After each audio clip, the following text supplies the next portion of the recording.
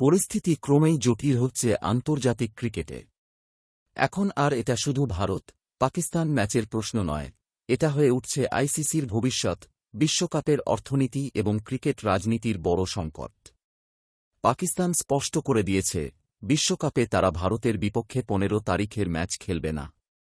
এই সিদ্ধান্তে গভীরভাবে উদ্বিগ্ন আইসিসি।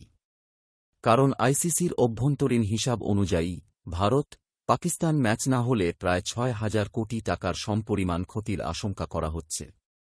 এর সঙ্গে যুক্ত হচ্ছে ব্রডকাস্টারদের চাপ, বড় বড় সম্প্রচার সংস্থা নাকি ইতোমধ্যেই চুক্তির টাকা ফেরত চাওয়ার ইঙ্গিত দিয়েছে।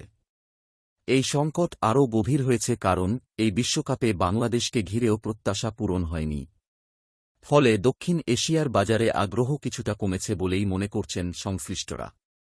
এদিকে শ্রীলঙ্কাও পর্দার আড়ালে সক্রিয়।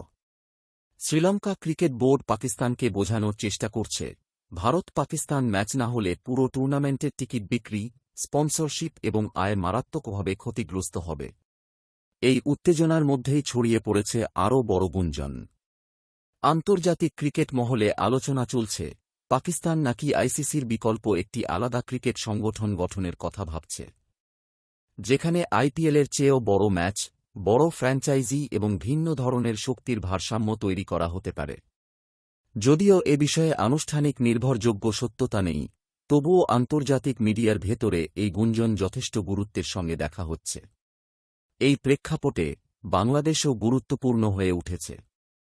বিসিবি প্রেসিডেন্ট আমিনুল ইসলাম বুলবুল ইতোমধ্যেই পাকিস্তানে গেছেন একটি গুরুত্বপূর্ণ বৈঠকে অংশ নিতে।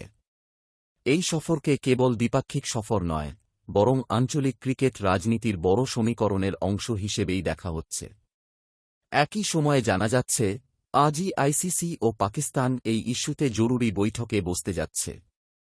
এই বৈঠকে বিশ্বকাপের সূচি, আর্থিক ক্ষতি এবং সম্ভাব্য সমঝোতার পথ নিয়ে আলোচনা হওয়ার কথা।